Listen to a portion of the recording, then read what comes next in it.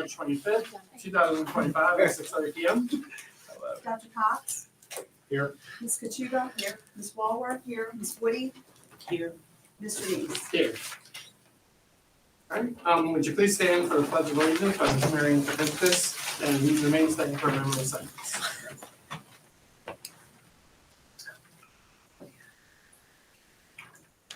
I pledge Allegiance to the flag of the United States of America and to the republic for which it stands, one nation, under God, indivisible, with liberty and justice for all.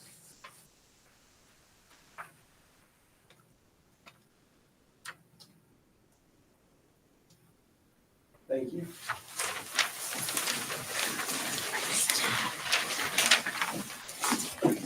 On behalf of the board, we want to thank Marion for being our pledge leader. She is the president of the SCA at the middle school, so let's have a big round of applause for student leadership.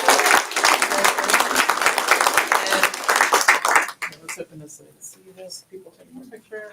If you like this, look at Mr. James, who wants to take a picture. And then we'll get your dad up here to take a picture with you. Yay.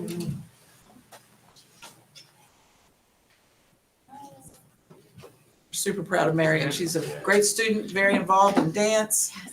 Looking forward to great things. Thank y'all for coming tonight. Appreciate it.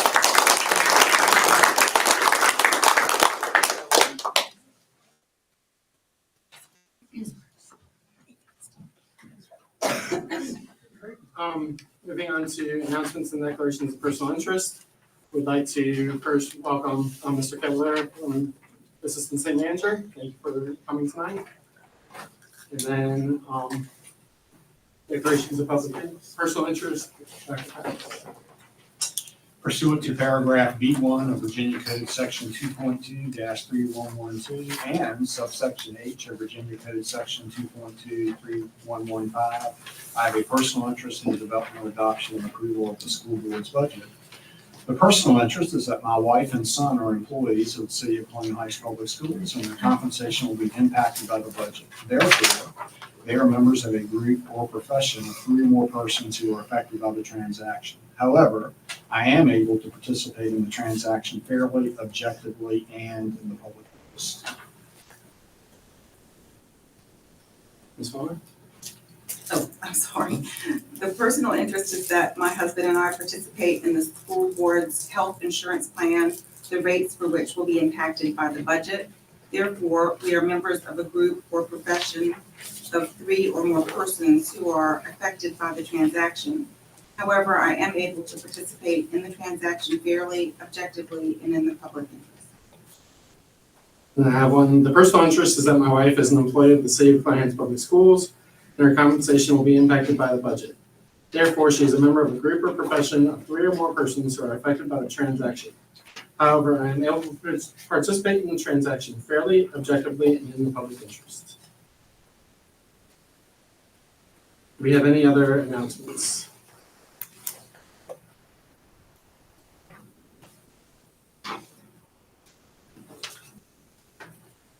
Thank you.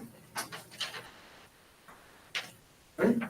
So moving on to item 6, adoption of the agenda. Do I have a motion for the adoption of the agenda?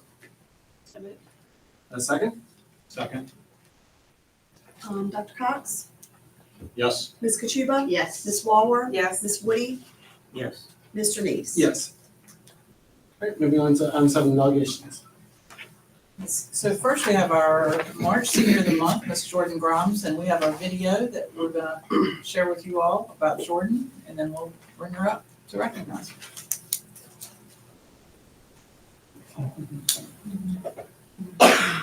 Our March Senior of the Month is Jordan Grimes.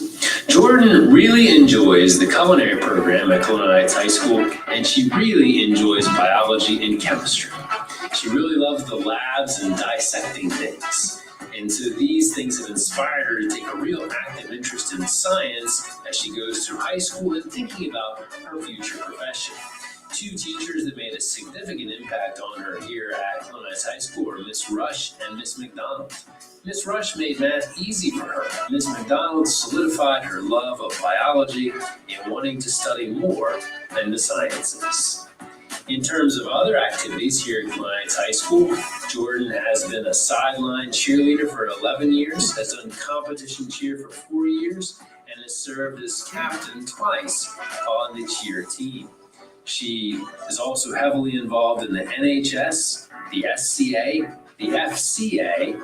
She does dance and Girl Scouts, and she loves in these activities being able to volunteer in many things in our community. One of her favorite things is volunteering at the rehab center and working with the elderly patients. She's also had a number of leadership positions here in the school, being the class historian in the 12th grade, and she's also been class secretary in her 9th and 11th grade years. She is very dedicated to all kinds of involvement, activity, leadership, volunteerism, and most importantly, the study of science.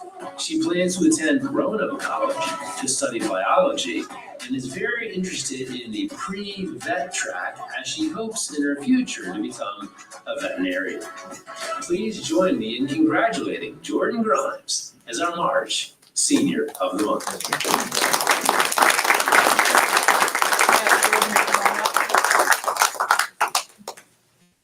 Super proud of Jordan and excited for her to begin her career as a college kiddo. So Jordan, you want to stand next to your picture and get a picture taken? And then we'll get your mom to come up and get a picture with you.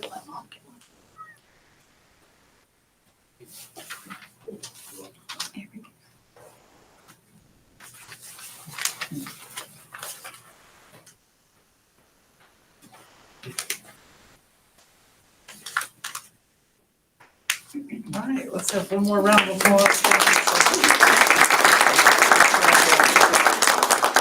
And then I'd like to invite Cadence Martin to come down and join me for just a moment. Pretty please.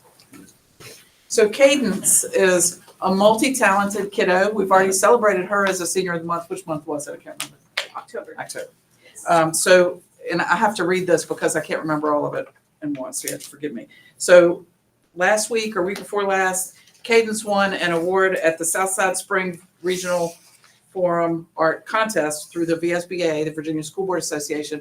And so it's like 22 school divisions. And they pick an elementary art winner, a middle school art winner, and a high school first place art winner. And her artwork won first place for all of the high schools of all of those. And when I show you this, you're going to be like, whoa, it's amazing. So her artwork gets to hang in the VSBA office in Charlottesville for a year. So you'll get your artwork back in a year. But you already see it behind me. I didn't know. So anyway, so we want to give Cadence a picture of her artwork for tonight, and congratulations to you. We're so proud.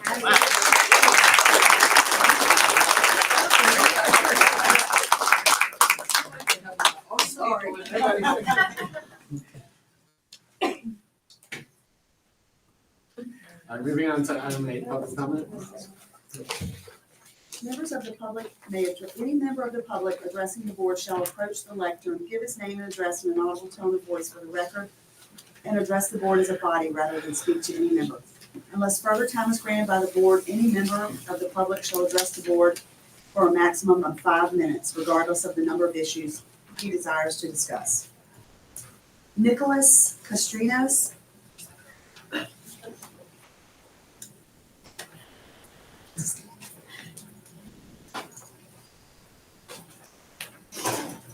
Hello. I'm here to discuss the Kroger incentive program and how short-sighted I think it is for the board to take that up.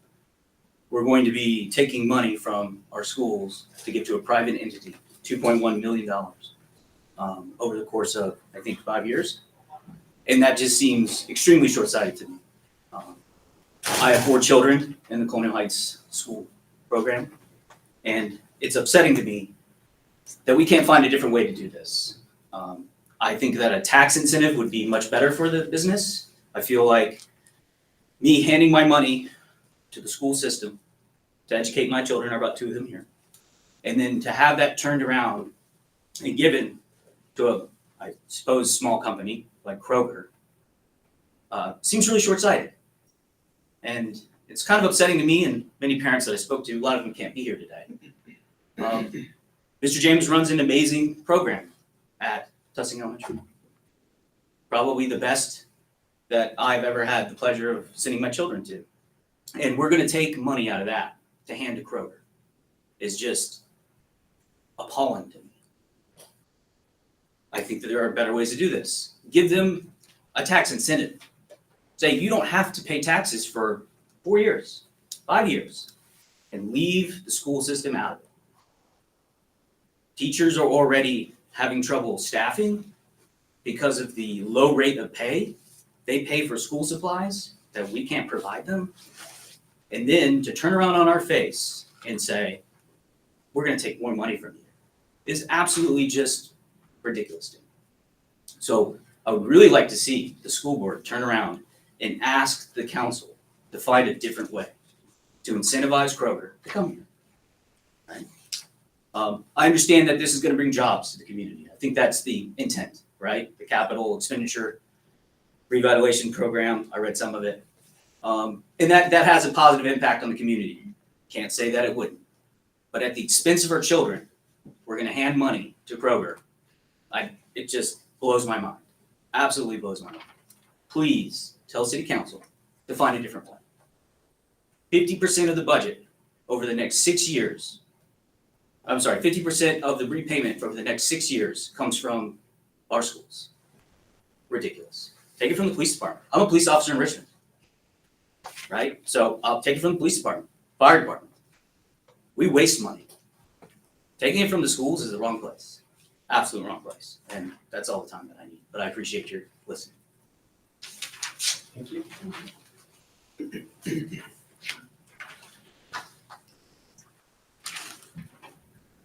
Any other public comment?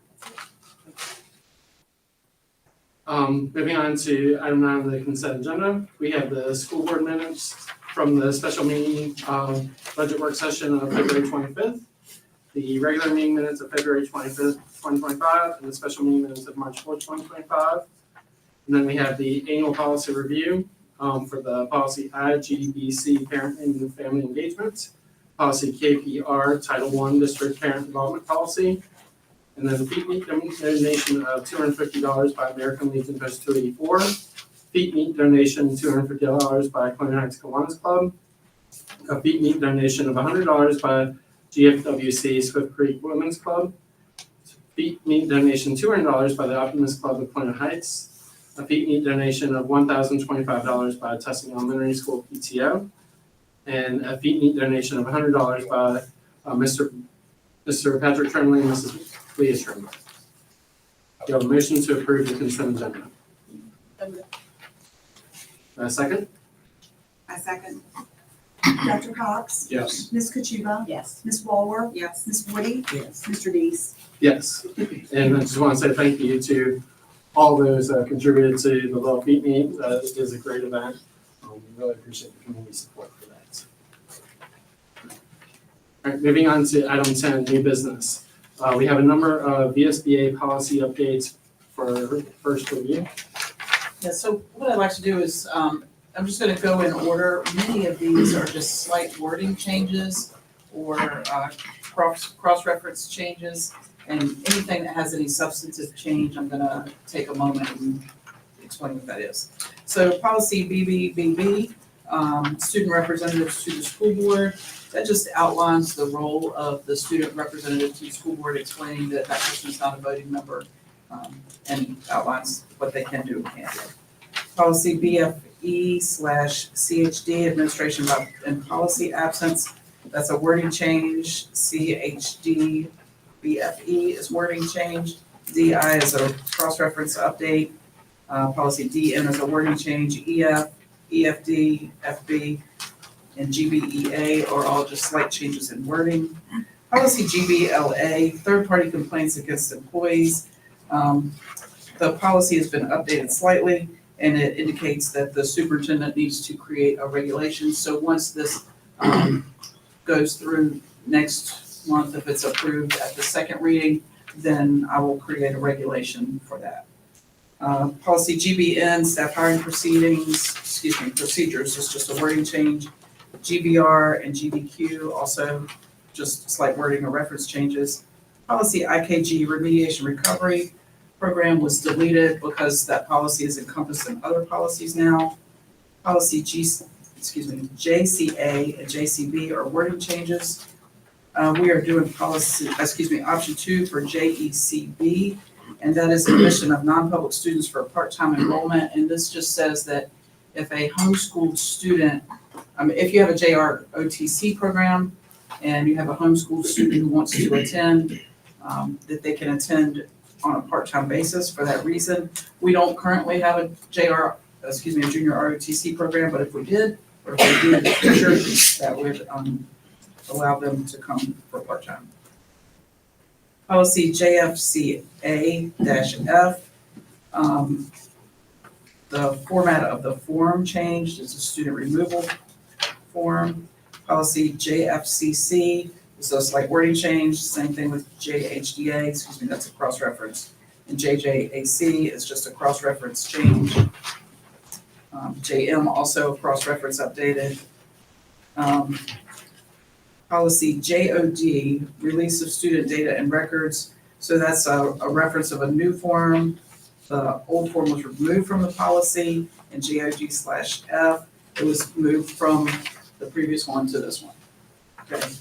Policy KA, the wording was changed, and then policy LBD, home instruction, there were some wording changes on the age requirement for how it was worded for the compulsory education frame of ages 5 to 18. There were some wording changes and additions for who can certify immunizations, and that would be medical professionals who are authorized to provide that written certification and list those out. And then it also says disclosure of information of homeschooled students requires parent consent. All right, I went through those fairly quickly. I'm happy to go back and regroup on any of them if y'all have questions. Any questions from the audience? Very straightforward. Very technical, basic changes. And so we would just ask that we bring those back to the second reading next month. Okay, that sounds good. Thank you. Okay, Item B, the Clarence Public School Budget Amendment Number 4 for 2024-2025 fiscal. Good evening. We are requesting some additional money. As you may recall, in the budget this year, we budgeted $100,000 to the food service to do some upgrades at the high school. So we have purchase orders in for tables, and they wanted to work on the serving line as well. And so we need an additional $29,000 to cover the cost of both of those projects. And so that's what the amended is requesting. I'm happy to take any questions. Any questions on that? Do you have a motion to approve the budget amendment number 4? And a second? Second. Dr. Cox? Yes. Ms. Kachuba? Yes. Ms. Walworth? Yes. Ms. Woody? Yes. Mr. Neese? Yes. Thank you. Thank you. Appreciate it. Alright, moving on to item C, the assistant specialized mechanic job description. Yes, as we've looked at sort of the career path for our maintenance department, we felt like there was a gap between unskilled and skilled. And this, adding this assistant specialized mechanic position would help kind of bridge that gap and provide an extra step for those employees who want to really remain, build their career here. And it builds a nice, clear path, and really appreciate Mr. George and all his work. So this would really be a small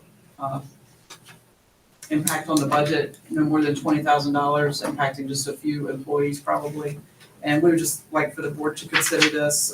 We have great employees in our maintenance department. We feel like maintaining them and providing them opportunities for growth within helps to retain them here with us. And so basically the 20,000 is coming from just kind of the changeover of Yes. staffing. So it doesn't Yes. impact the overall project. No, it's great. Any other questions? Right, we have a motion to approve the job description of the assistant specialized mechanic. A second? Dr. Cox? Yes. Ms. Kachuba? Yes. Ms. Walworth? Yes. Ms. Woody? Yes. Mr. Neese? Yes. Item D, the city council resolution number 25-17 concerning economic incentive grants, the Kroger Company project. Yes, so this is a joint effort with the city and, as I know the board knows, but I think it's important for the audience here to recognize that we have a memorandum of understanding with the city and that that the city shares funding with us in certain funding streams at a rate of 50.73%. And so that's important in this, and that when Kroger revenue comes in, we will receive 50.73% of that revenue. And it's projected to be at, I believe the first year is projected to be right at I'm not sure 550,000. if you're able to show that. Oh, I'm sorry. Okay, Mr. Kudlow, is there anything that we can share on that, or I'm not sure if we can share numbers? Come on. I can answer the questions if you have them. Yes, ma'am, you are correct. We share the 50% of the revenues coming in, the top 5 revenues. By state law, we cannot share the taxes coming in from the property, but it's 7-figure, very large numbers that are coming in that you will receive half of that. So as we know, the building's been empty for 7 years, collecting no sales tax or property tax. So this is new money coming to the city on sales tax and property tax, that the school district will get that new money, half of that, so. so my apologies for that. So just for the purpose of explanation, so that the gentleman who came and spoke might have some clarity. So can I pick a fictitious number? No, because I don't want Okay. people to be miscued, but it's a large number that, Okay, so if we have a large number coming in and we get half of that, then the expectation is that over the first 7 years is that the school division will pay half of the fees that were so we can talk required. about that fee. Yeah. So we figured that the large number coming in, a small fraction would be $300,000 per year for 7 years. The school district would pay half of that 300,000. So I can just kind of use a graph here. You're gonna pay this amount of the sales tax, property tax, the tax incentive to get this much. Right. So, So there will be a large benefit for a small of cost. new money. Right. And for 7 years, and then after that 7 years, then we would get the full half of our. Correct, that's on the incentive. And I think to answer the question, the jobs, it brings in 250 jobs, full service program marketplace, so it's kind of a unique thing.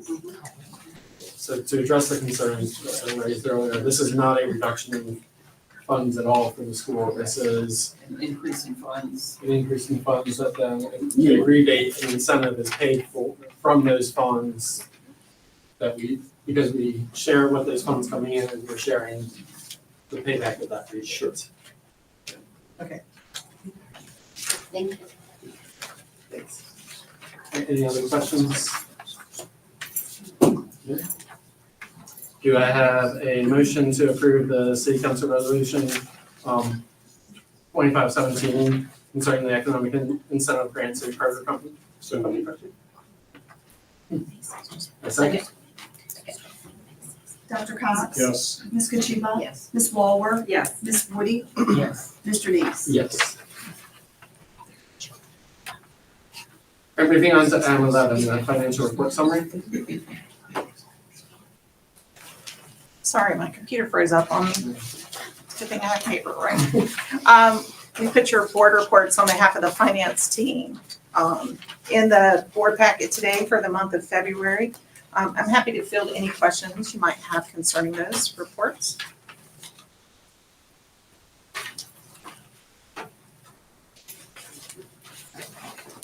Any questions?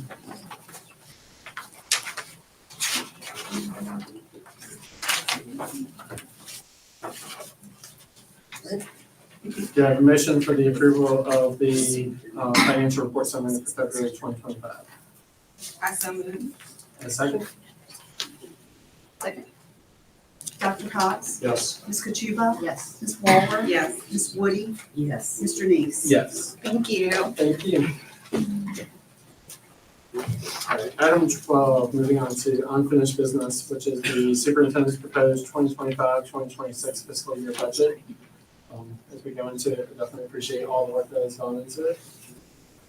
So big shout out to Melissa and Troy, who's not here tonight, and all of the others who've spent a lot of time. And so I thought what I'd like to do tonight is just help us remember where we started in the budget process and kind of give a summary for the purpose of all of us and the audience to make sure that we understand what we're voting on tonight. So this is our proposal or our follow-up.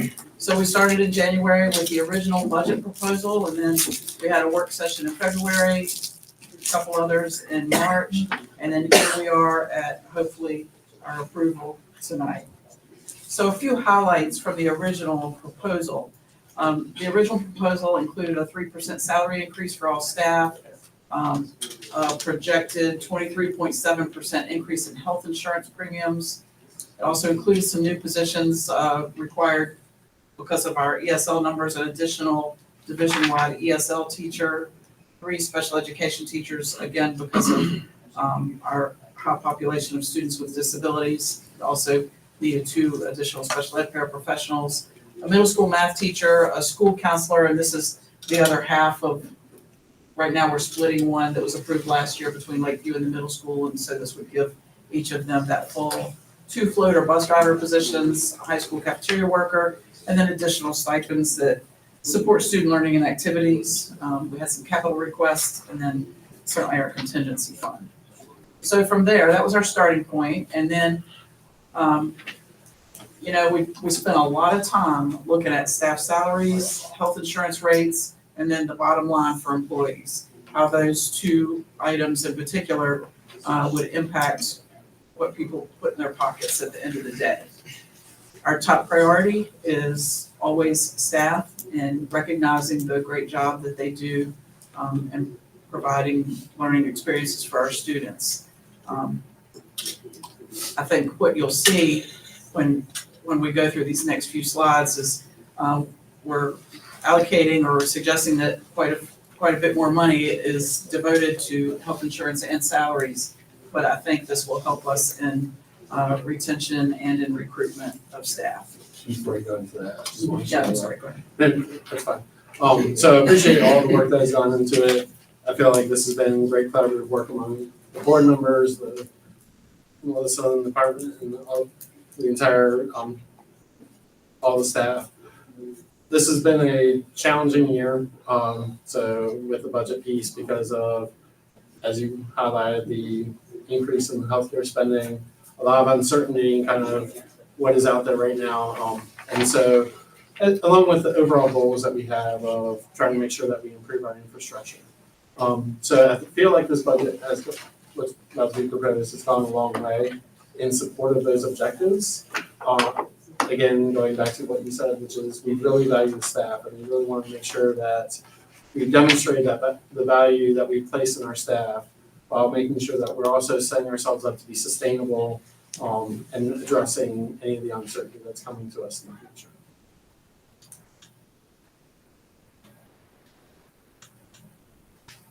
So the first piece we want to talk about is compensation, where the board has elected to move from a 3% to a 4% increase for all staff. And so at the bottom, you can see the example. So if someone is working on or has a pay scale that has 1.2% between each step, they would get the step, and then all of those steps would have a 2.8% increase. And so that would equal to a 4% increase overall. So if somebody's on step 9, a teacher on step 9, they would go to step 10, and the totality of that increase from 9 to 10 would equal to 4%. And then this is a handy dandy graph to show you what that looks like. So at the 3%, it was a little over $1.1 million of new money in our budget. The extra 1% was $347,000 and some change. And that brings us to 1.5 million devoted to a 4% raise across all staff in the division. And then health insurance adjustments. So I want to spend a minute talking about this. So the projected increase was 23.7% overall. And this is really the factor that made the budget the most difficult and the work long and hard, you know. So where we landed was adding a third plan. So we have the 250 plan, the 750 plan, we're adding the 1500 plan, which is a little less costly in monthly premiums, and that adds another option for staff. The other thing that the board did was they adjusted the board's contribution, the percentage that the board would pay towards the health insurance premium. So for an individual, it moved from 90 to 91%. That doesn't sound like a lot, but it makes a difference for individual when you look at people individually. From the employee and spouse and employee family went from 72 to 74% for the board's contribution, and employee and children went from 65 to 68%. And so the next slide will show the numbers on this. So in the current year, the school division was paying right at $5 million. And so you can see in the dark blue on the right, the projected was, before they changed the percentages, was 758,000, and then the adjusted percentages resulted in an additional 66,000 and some, can't see that number, but that additional amount brings it to $5.8 million that the board is paying towards health insurance. Steve, did you want to add anything here? So overall, again, I think this is one of those things where we have to balance what we can do to support our staff. We really want to make sure, a lot of the conversations that we had was, how do we make sure that staff actually sees an increase in pay? That we're trying to minimize the risk that someone would see all these changes and have their pay actually go down in the next year. With this, there is the ever increasing cost of healthcare, so it's kind of how do we actually make it so that we can support, but also look to the future of how do we again do this sustainably. This is something that the board will also like to look at going forward, is spending a bit more time looking at our healthcare plans, figuring out what are options to give staff more choice, and so that we can bring these costs more under control. And just one additional piece I'd like to add on this is because we're adding an additional healthcare plan, and we're really hoping that staff will take time to evaluate their own personal healthcare needs and which plan best fits them.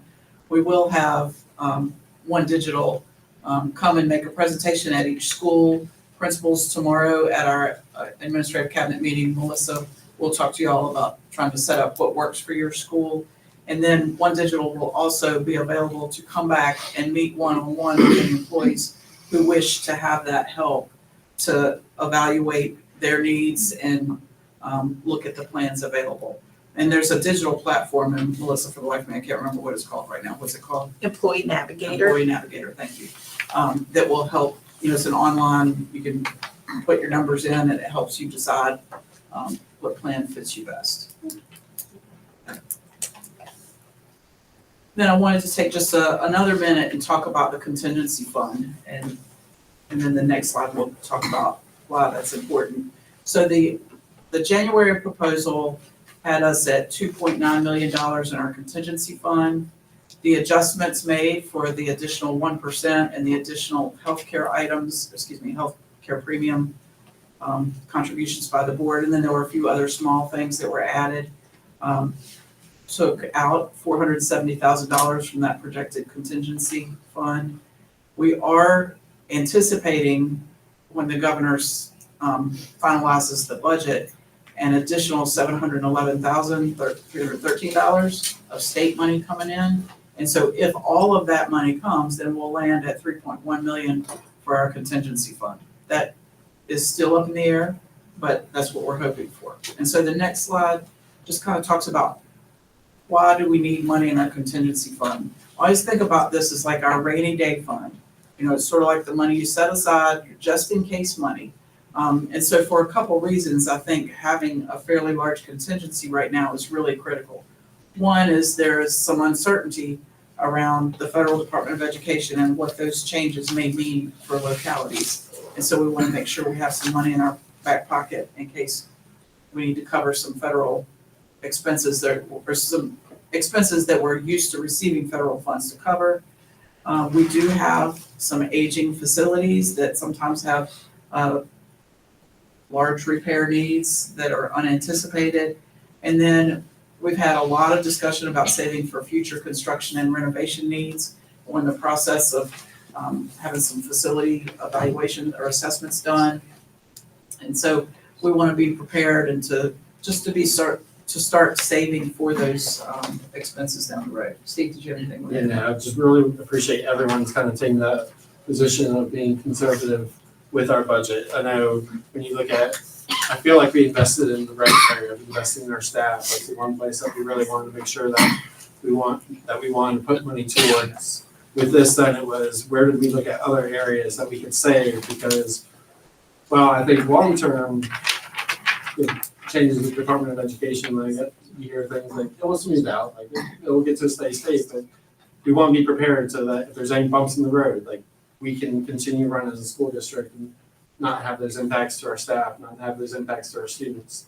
And then again, the long-term infrastructure needs, that is our ultimate goal, is starting to be more conservative with our funding so that we can prepare ourselves for addressing the infrastructure that our schools are getting are showing some aids, so we want to be able to address those issues as well in the long term. And so finally, I just, again, want to thank all of y'all, all of our admin team, and certainly the city for the partnership of the MOU that help us have a really strong budget year to year, and this year, you know, really making some great strides towards our staffing. So, does anybody have any questions?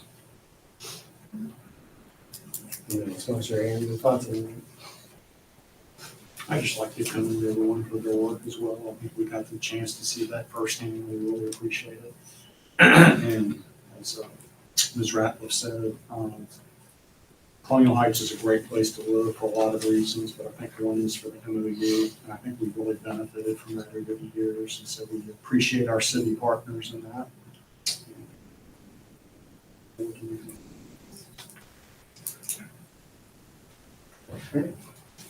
Any other questions or comments?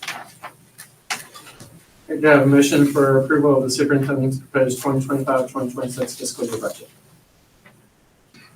So moved. A second? A second. Dr. Cox? Yes. Ms. Katuba? Yes. Ms. Walworth? Yes. Ms. Woody? Yes. Mr. Neese? Yes.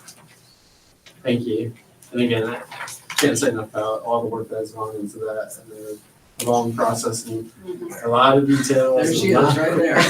The number of questions you've dealt with from us. And very much I have to buy appreciated. tissues at Sam's Club. Funny. All right, moving on to reports. So we'll start with the Office of the Superintendent.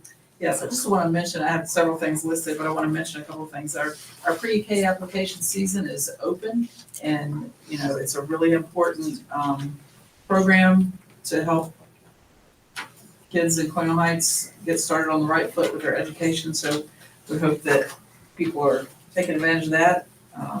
We do have our Fine Arts Festival tomorrow night. I'd like to thank Dr. Douglas for all his work in organizing and arranging. It's really one of my favorite nights of the whole school year. It's a great community event and a lot of happy people all in one place. It's always fun. We do have our division-wide kindergarten registration night, and that's gonna be on April 17th from 4:30 to 7. That'll be at each school. And we'll have lots of staff on hand, ready to welcome the new kindergartners and get them all registered. And then April 9th, we have CTE open house here, and that's always student-led, and it's really very informative and a good program. And then just kind of dovetail right into that, so that next month, April is Workforce Readiness Month, and we're gonna have Mr. Nelson and Coach Thomas to give a presentation next month on the workforce readiness. We're looking forward to that. That's all I have. Thank you.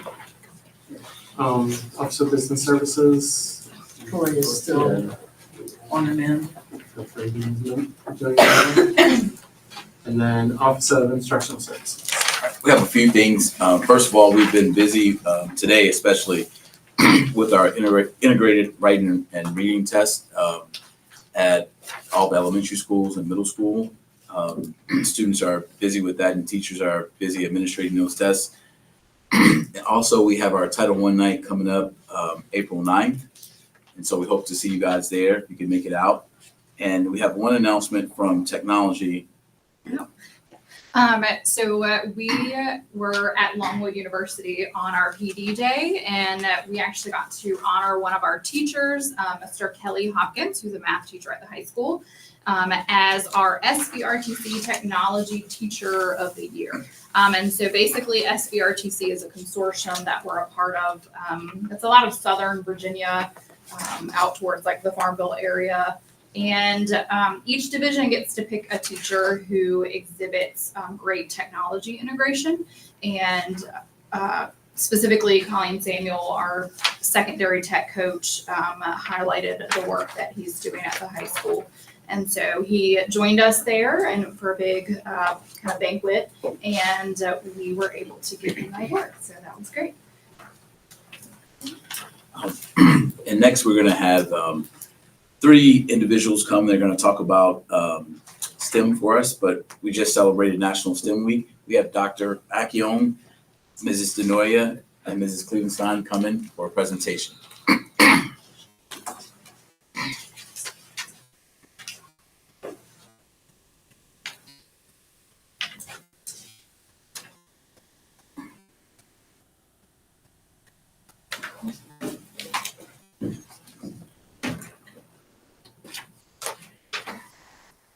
The future's greatest innovations won't come from technology alone, but from our students who've been empowered through STEAM, through critical thinking, through creating boldly and solving real-world challenges. Hello, we appreciate your time and this opportunity to discuss igniting innovation, advancing STEAM in Colonial Heights Public Schools.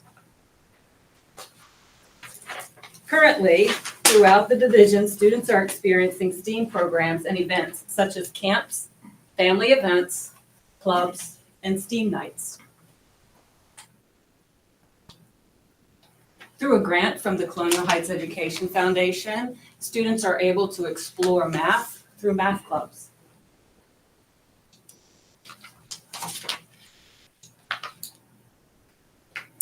We have also had a variety of STEAM nights through our schools. They've been able to foster family engagement, bridging that connection between home and school, and sparking curiosity in a low-risk, supportive type of environment.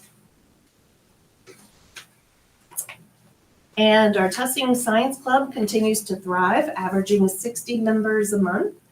And in this club, we are able to partner with community members, such as the Colonial Heights Police Department. We did a forensics event with them, and also with Mr. Boyd at the high school. He's come over and done some planting and lessons with the students there.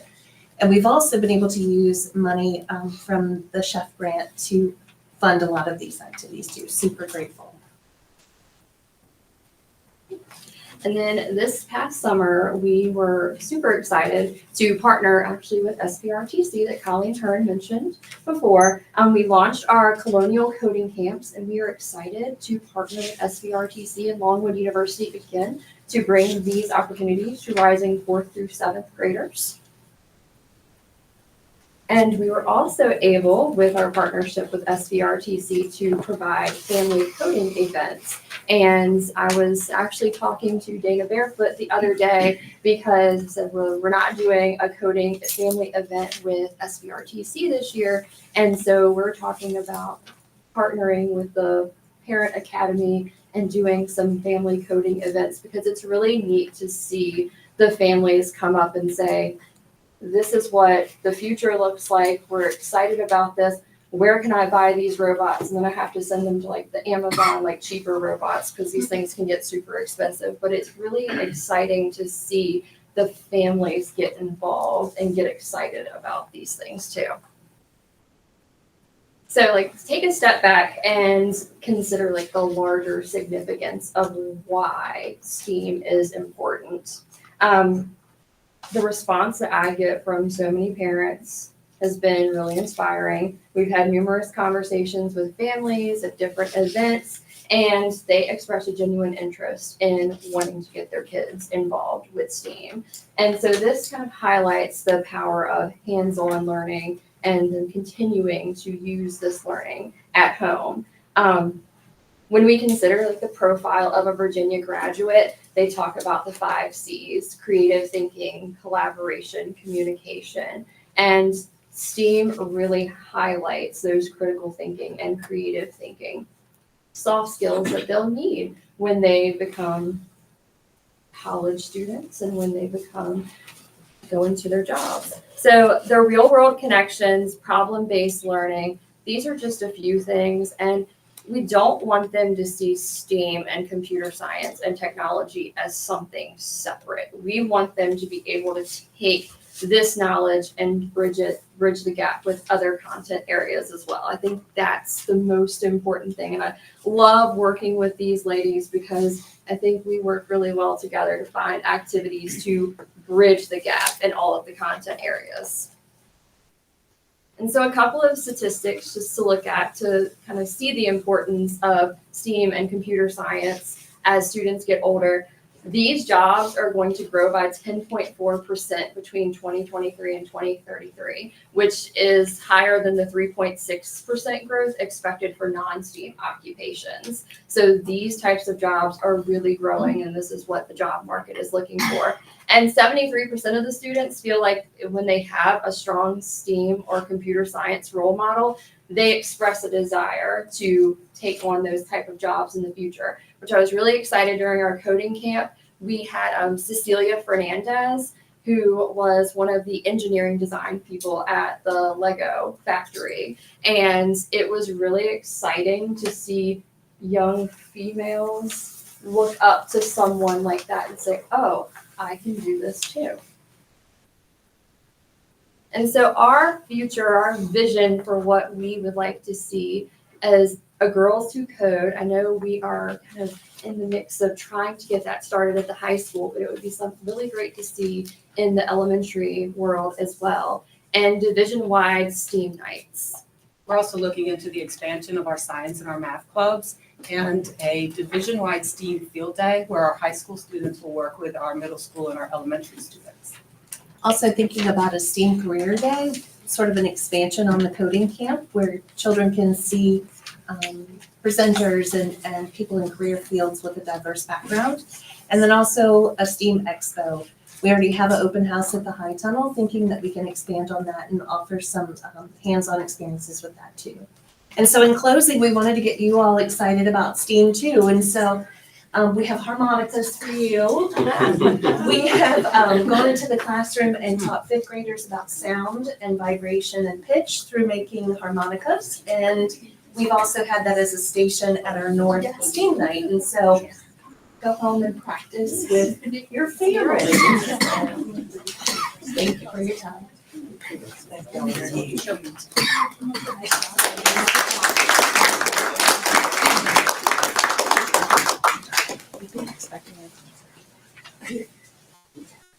Also, support services.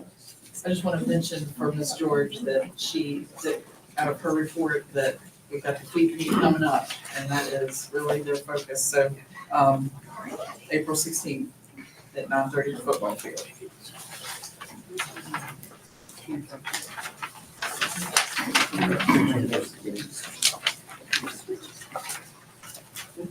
School reports.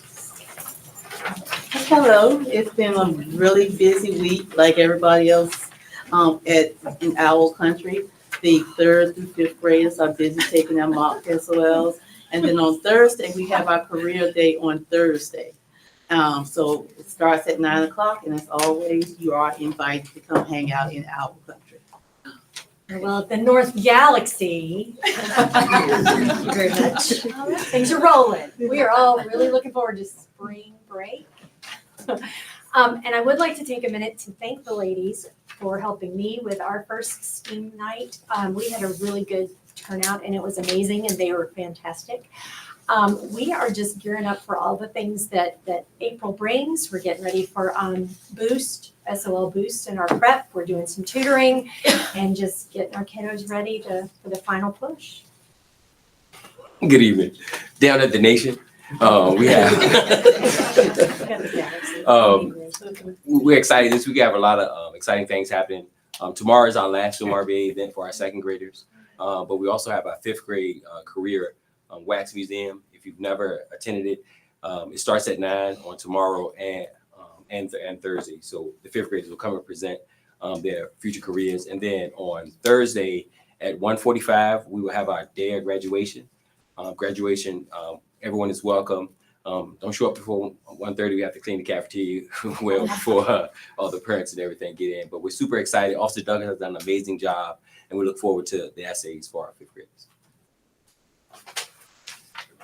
All right, at the middle school, clearly I need to come up with a name. We're working on it.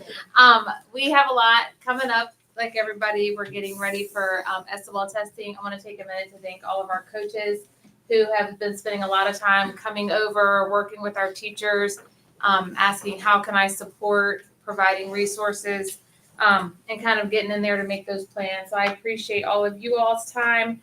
And then I just wanted to highlight on March 14th, we had our first, we had an activity night, a PTO activity night, but it's the one where we invite the rising sixth graders, so our current fifth graders. But this time we held it and also added a rising sixth grade parent night. So while their students were there, and I think I mentioned it last time, playing and doing their thing, we met with some parents. We wanted to pilot it as a way to try to bring some parents in and answer some of the questions we get all the time about the middle school. That's a hard transition. Fifth to sixth grade to me was harder as a parent than middle school to high school. And I hear that a lot from our parents. It's a big shift into the unknown. So I want to thank everyone who took time on a Friday night to come hang out with us. Not only did so many of our teachers come and play games and run stations, we had our current students coming and playing games with our rising students. We had teachers doing STEAM activities. They planned all kinds of fun activities for the students to get them excited. So middle school wasn't so scary. And you could see when they came in, some of them would be like, I'm going to go with my parents, until they saw a buddy. And then they were like, okay, I'll go with the rest of the kids. Meanwhile, the parents, I mean, we had Dana Barefoot came from the Parent Resource Center. Kayla Diaz was there in case someone needed some translation services. Colleen and Stephanie, they did a fantastic presentation to our parents about what it looks like. Now your students are going to have a Chromebook and they're going to have it all the time. And here's the good and the bad that comes with it. Also, cell phones. We talked about schedules, but we had over 60 parents attend for our first time. And we thought that was really great. So it's something we plan to continue. So I appreciate everybody who showed up and showed out and helped support our kids and families. Thank you, Ms. Felter. I don't have any snappy names for We'll high school. work on it. Just always great to see when our students continue that trend to be leaders. And so on Friday, we hosted, we actually helped Amanda out. We took a third of her students away from her. And so we had our eighth graders come through the high school for orientation. And I say leadership because our students were taking the eighth graders around, showing them the way. And just the pride that so many of our students had, high school students, and showing off to eighth graders, all these great accomplishments they had done, talking about athletics, talking about clubs and activities, showing them the school. And they were just really just so excited about the things that they had been a part of making better for the school. And you can see the eighth graders are really connecting with that and getting excited with that and moving away from that deer in headlights look. So it's really a cool thing to see. And so, and them getting to see that, but also I got to see within just a few days, kind of another side of that, as in last night, we had our first senior parent meeting night where a lot of those same seniors were getting their cap and gown and moving in that first stage. And so that's a different look from the students and from the parents and that on a different uncertainty. like Amanda referenced, but an exciting uncertainty for our students as they had that opportunity on Friday to share those things they're so proud in, and then take that leadership on to that next stage. So it's pretty cool, and Cadence will have a lot more things to share about exciting things happening at the high school. Thank you. All right, hello everyone. To start off with, a couple weeks ago, the SCA organized a student faculty basketball game, which was held after school on Wednesday, March 12th. The game was very interesting and full of action, with the staff team winning by just a few points. Students had the opportunity to go head to head with a member of the opposing team by purchasing raffle tickets, which were randomly selected during halftime. The students then participated in a 3-point shooting competition against their opponents, which the staff won as well. Both the players and the volunteers had a great time, as well as everyone who came out to watch the event. The game was very exciting and a good fundraiser. So just a quick thanks to all the teachers and staff who made it all happen. As I mentioned at our previous meeting, that Friday, the 14th, was the spring sports prep rally, which kicked off the season for many of our athletes. So baseball, soccer, track, and all of our other spring sports are now in full swing. Additionally, just this past weekend on the 22nd, juniors celebrated at Ring Dance, this year's theme being the Roaring Twenties. The gym was decorated beautifully, and the dance was well attended by students who all had a great time. And lastly, as Ms. Ratliff already mentioned, tomorrow from 6 to 9 is our Fine Arts Fest, which will be held here at the high school. It will feature the works of artists from elementary all the way through high school. And so we encourage everyone to come out, see what our amazing students have created, and we hope to see everyone there. Thank you. Thank you. Item 14, board member comments. I would personally just like to thank the finance team, Ms. Ratliff, the board for continuing to really work through so many of the details in the budget this year. It was very challenging. I know for you guys, and you came back again and again and again, to the drawing board. So I really am very thankful and appreciative of the effort that you put in, and the end product that we feel like we were able to squeeze out everything that we could for the staff, and how much we value the staff and hope they feel that with the work that was done. So I didn't know I was gonna say anything, otherwise I would have put a peppermint on my apologies. But I really did want to spend a minute and just commend everyone on the presentations tonight. They were very informative. I think they give us a lot of hope for the future and really make us all look forward to what's coming. So thank y'all all for that. Enjoy it. I look forward to the names the next time. By the way.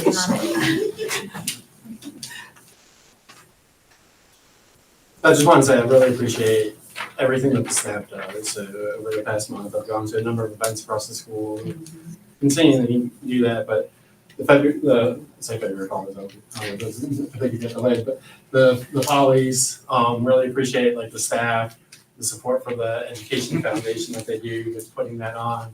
I think we fully recognize, when we hear the school reports, everything that the staff does to really make this a community. It's not just yes, the education is first and foremost, but to really make the education successful, all the staff really puts in that extra effort to really build that engagement.